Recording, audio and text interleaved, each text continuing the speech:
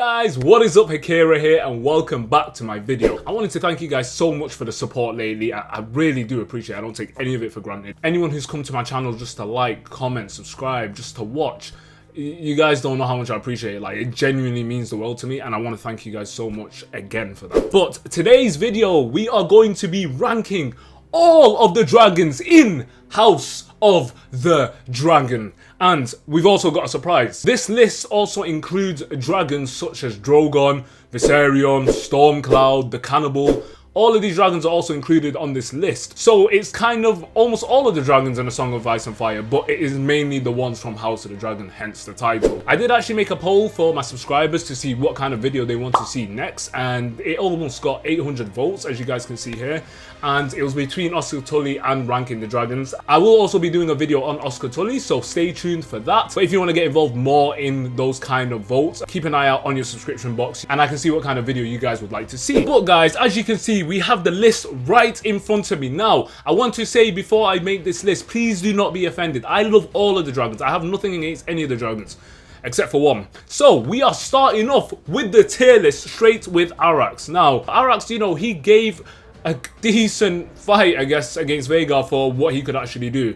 Obviously, he's quick, he's swift, he's a smaller dragon. The fight against Vhagar showed a lot of heart, so I do respect Caraxes for that. And just for that reason, I think I'm going to put Caraxes into B tier. I know he got killed, I know he got decimated, but the amount of heart he showed deserves him that spot. Next, we have the Cannibal. Okay, look, I have read about the Cannibal. This is where some personal likings might come into it. I thought he was by far the coolest dragon in the whole Song of Ice and Fire, in my opinion. The fact that he got his name from eating smaller dragons as well is insane, and the fact that he's never had a rider is also insane. The thing is, with the Cannibal, we haven't seen him, but I have read a lot about him and his backstory, so I'm going to put him into A tier, actually. I know above Caraxes, but yo, I think the Cannibal's badass. Caraxes. Now, Caraxes, probably one of the best looking dragons I've ever seen. The color, red, amazing, love it. The neck, love it. He looks unique to a point where he looks so badass. And obviously his rider's Daemon, I can't really include that into bias, but just judging Caraxes by himself, I think he is honestly one of the coolest looking dragons out there. And for that, I'm going to put Caraxes into S tier. So next we have Dreamfire. Now Dreamfire, I'm sure, is the mother of Tessarion, Rhaegal, and Drogon. For that actually gets her a few bonus points, I think, in my opinion. We haven't seen Dreamfire much. So Dreamfire, you're cool. I haven't seen much of you though. I know you're you do get a tiny few points for being the mother of Drogon, Rhaegal, and Tessarion, but I'm gonna put Dreamfire into C. Drogon! Okay, look, like, I think it's obvious where Drogon should go. Drogon is also arguably going to be bigger than Balerion, because he's only like age 7 in Game of Thrones and he's already like huge in that. The thing is, when I first got into this universe, Drogon was like one of the first dragons I actually connected with. So I do think Drogon has to go into S tier. Okay, next we have Grey Ghost. Now Grey Ghost is a wild dragon. We haven't seen him at all in House of the Dragon. We haven't seen him obviously in Game of Thrones. No one's actually claimed Grey Ghost, but obviously we haven't seen much of him, so I can't really put him that high up. So just for now, I'm sorry if you do like Grey Ghost, I'm going to put him into D tier just for now. Meleys! Wow, Meleys. Meleys, I respect you so much. I love Rhaenys, I love Meleys. Guys, oh my god, like, I can't even explain how much I love Meleys and Rhaenys. Like, it literally rhymes in their name. Rhaenys, Meleys, Rhaenys, Meleys, Rhaenys, Meleys. I'm sorry. He could have defeated Vhagar and she could have defeated Sunfire. Bro, Meleys is going into S tier. Come on, mate. Moondancer, who is Baela's dragon. Now, we have seen Moondancer a few times, and we have seen Moondancer in one scene where it was absolutely phenomenal. You know, when Baela and Moondancer were chasing down Kristen Cole and Gwaine. We've already had a good close look at Moondancer and the Rider, and honestly, I'm going to put Moondancer into B tier. So, the next dragon we have is Morning. This might include spoilers for anyone who wants to read the book, but Morning is the dragon of Rhaena in Fire and Blood. But again, we haven't seen much of Morning. I can't really put him that high up. So it's going to have to go into detail. I'm sorry, Morning. Next, we have Rhaegal. Well, Rhaegal, of course, is Daenerys' dragon. Jon Snow's dragon as well, technically, aka Aegon Targaryen. Did see him quite a bit in Game of Thrones. We got a pretty good connection with him. We saw him actually face off against Viserion on the Night King. And just for that, I'm going to put Rhaegal into A tier. I think we've had a lot of Rhaegal, and he honestly is an underrated dragon. Of course, Rhaegal, I feel like, is the most forgotten out of the 3 dragons, because Drogon is the main dragon and Viserion is the one that the Night King turned. But we can't forget the boy. He's a legend. He's a legend. Next, we have Seasmoke. Yo, the way he basically went to Adam and was like, why are you running? Why are you running? Why are you running? Why are you running? So yeah, just for that, I'm going to have to put him into A tier. Next, we have Sheepstealer. Now, you guys have seen my video. Rhaegar Targaryen will 100% tame Sheepstealer. We haven't even seen Sheepstealer yet, but we have seen the damage he has caused, just because of the little hints that we've had. And, you know, he's going to a new owner. So, Sheepstealer, you will go into C tier. Next, we have Silverwing. Silverwing is known to be the most docile dragon, the nicest dragon. The way he went to Ulf and basically, it looked like he laughed at Ulf the White when he basically picked Ulf to ride him. It's like Silverwing and Seasmoke basically picked their riders. Both of them are very similar on that point.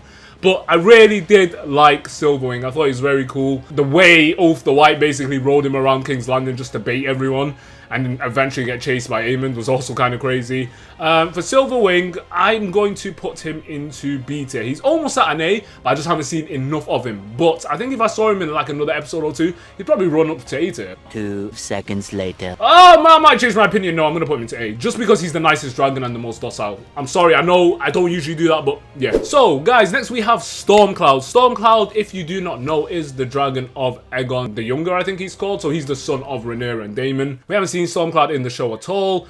We actually haven't even seen a hint of him, I don't think. So Stormcloud, just for that reason, I'm going to put you into D tier. Next, we have Sunfire. Arguably one of the most beautiful dragons I've ever seen. I do love the way Sunfire protected Aegon. I thought it was like almost a mother protecting a child. I thought Sunfire as well, you know, he's a young dragon, but he gave the best shot he could. He didn't do amazing, obviously, but I do think Sunfire deserves a lot of credit. So just for that reason, I'm putting Sunfire into A tier. I think he has a lot of pluses, and I just like the way he protected Aegon. So yeah. Next we have Caraxes, who is of course Rhaenyra's dragon. Caraxes literally has the same gummy smile as Emma Darcy. Now look at these 2 pictures right here. Do they not look similar at all? Do they not look similar? Always protecting a mother, so Caraxes, you can go into A tier. Next we have Tessarion. Now the Blue Queen, Tessarion. Tessarion we have technically seen in the House of the Dragon teaser for the finale. So I think that was very cool.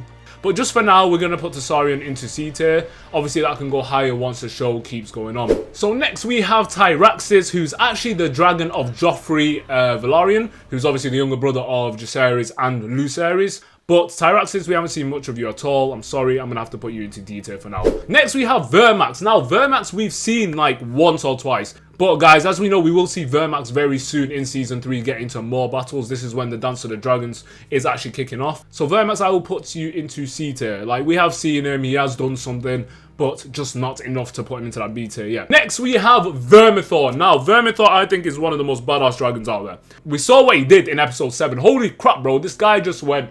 I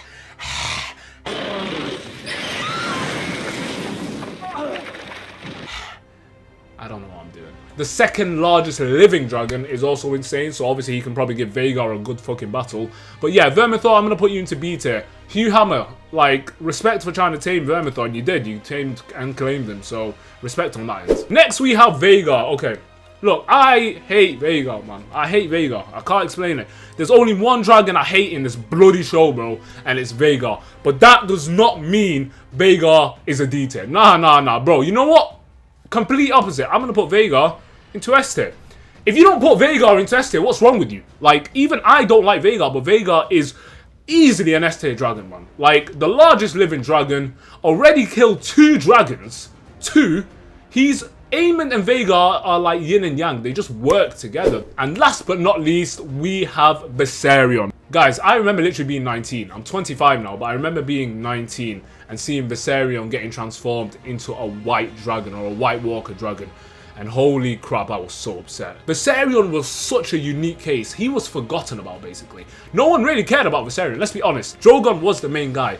But the way Viserion got killed by the Night King, he got brought back. And then he actually came in to battle his own brothers. Rhaegal, Drogon, you know, the first time seeing two dragons dance. I remember seeing Rhaegal and Jon Snow versus the Night King and Viserion, and holy crap, what a dance it was. So Viserion, honestly, and the fact that he's got blue flames just makes him even cooler and more unique.